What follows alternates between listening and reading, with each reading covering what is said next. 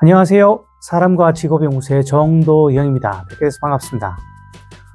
오늘은 제가 최근에 가장 많이 받고 있는 질문 중에 하나에 대해서 이야기를 해보려고 합니다. 바로 50대 중반이 넘었는데 회사에서 희망퇴직을 실시하고 있어요. 그런데 이거 참여해야 되나요? 아니면 계속 회사에 남아야 되나요? 라는 질문입니다. 여러분은 어떻게 생각하시나요? 이런 상황에서 우리가 어떤 부분을 고민해야 될지 잠깐 짚어보는 영상을 만들어 보도록 하겠습니다.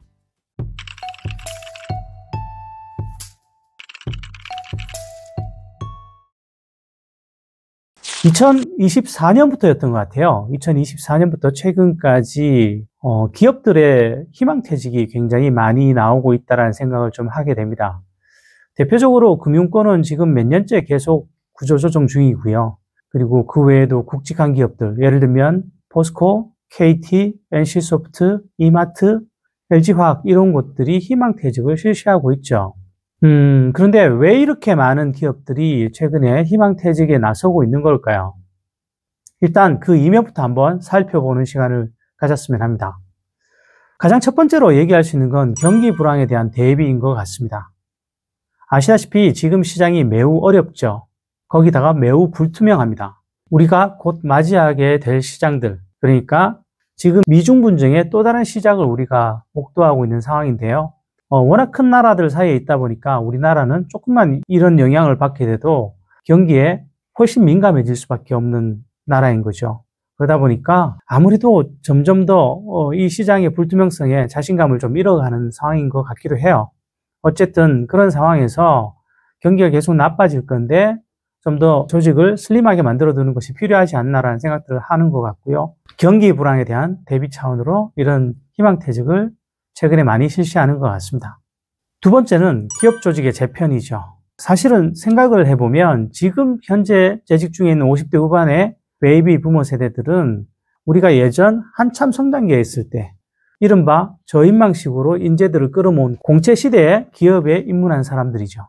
그분들이 이제 정년을 바라보고 있는 상황인데 지금은 이미 산업 구조가 굉장히 빠르게 재편되고 있는 상황입니다. 일단 워낙 기업들의 디지털화가 빠르게 진행되고 있는 상황에서 더 이상 굳이 많은 인력을 끌고 갈 이유가 없다라는 것이죠. 그리고 세 번째는 비효율적인 조직 상황의 개선입니다. 생각해보면 우리가 기업에서 승진이 적체되고 있다. 혹은 나이가 40이 넘었는데 조직에서 막내다. 이런 것들 굉장히 많이 들어보셨을 거예요. 그리고 연공급 상태에서 이미 정년 연장에 대한 논의들이 나오고 있는 상황인 거죠. 이런 것들을 보면 조직의 효율성이 굉장히 떨어지고 있다는 느낌이 들 때가 있는데요. 이건 저뿐만 아니라 기업에서는 더 뼈저리게 느끼는 현실이겠죠. 그러다 보니 이 조직을 조금 더 흐름이 원활한 쪽으로 만들기 위해서 비용을 들여서라도 희망퇴직을 실시하는 것 같습니다. 마지막으로 희망퇴직이 많이 일어나는 원인 중에 하나는 정년 연장에 대한 선제 조치 차원인 것 같습니다. 지금 정년 연장이 될 거라는 것은 거의 공론화된 사실이죠.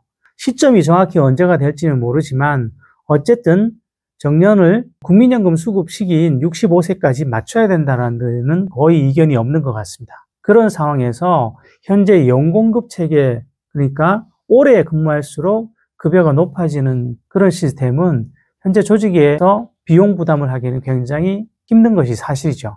그래서 이런 부분들이 정년 연장이 되기 전에 미리 선제적으로 희망퇴직을 실시해서 조직을 유연하게 만들려는 시도가 아닐까 생각을 합니다. 그러면 우리 개인들은 어떻게 대처를 해야 될까요? 늘 고민이죠.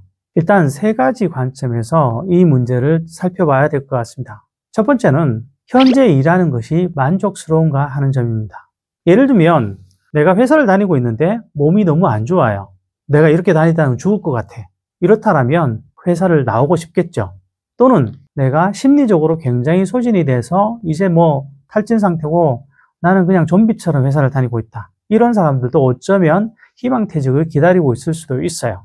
또는 회사 내에서 뭔가 불편한 상황이 생겨서 회사의 퇴직 압박을 계속 견디고 있는 사람도 있죠. 그렇듯이 이런 사람들은 언제든지 이런 희망퇴직을 오히려 기다리고 있었을 가능성이 크고요. 그에 비해서 또 다른 사람들, 그러니까 회사 다니는 것이 굉장히 만족스러운 분도 계실 수 있다는 거죠. 그렇다면 내가 지금 상황이 얼마나 만족스러운가 이것을 우선 기준으로 한번 살펴보실 필요가 있을 것 같아요.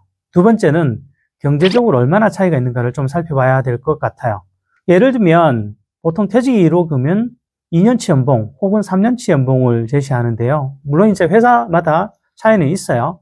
그랬을 때 내 나이가 몇 살인지, 그러면 내가 회사에서 얼마나 더 일할 수 있는지, 그리고 뭐 임금 피크제가 실시되는 곳이라면 임금 피크제와 관련된 내가 수령할 월급들 뭐 이런 것들까지 다 감안해서 판단을 하시게 되겠죠. 그리고 거기에는 재취업 가능성에 대한 고민들까지 다 담기게 될 건데요.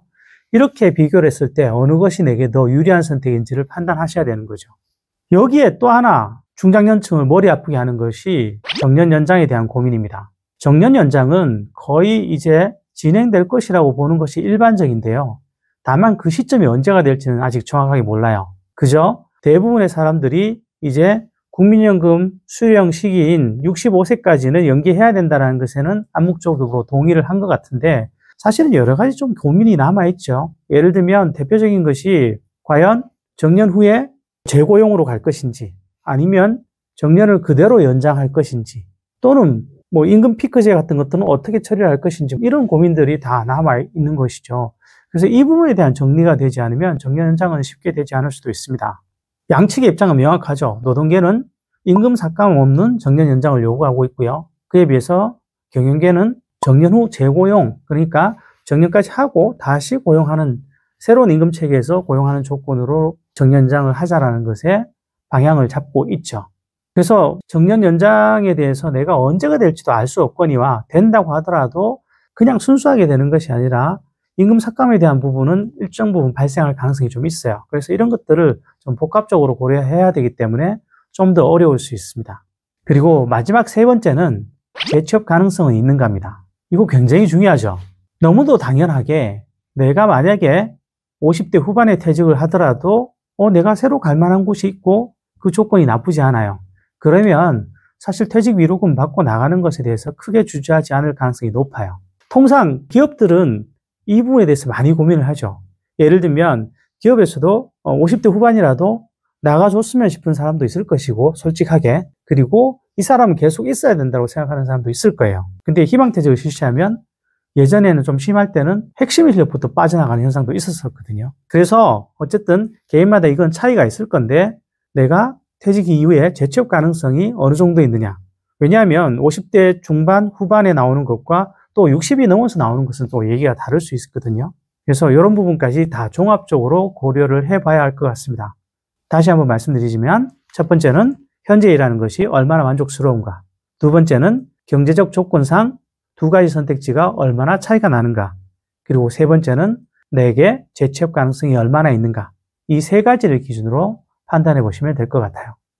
사실은 얼마 전에도 대기업에 다니는 한 친구가 그런 고민을 토로했어요.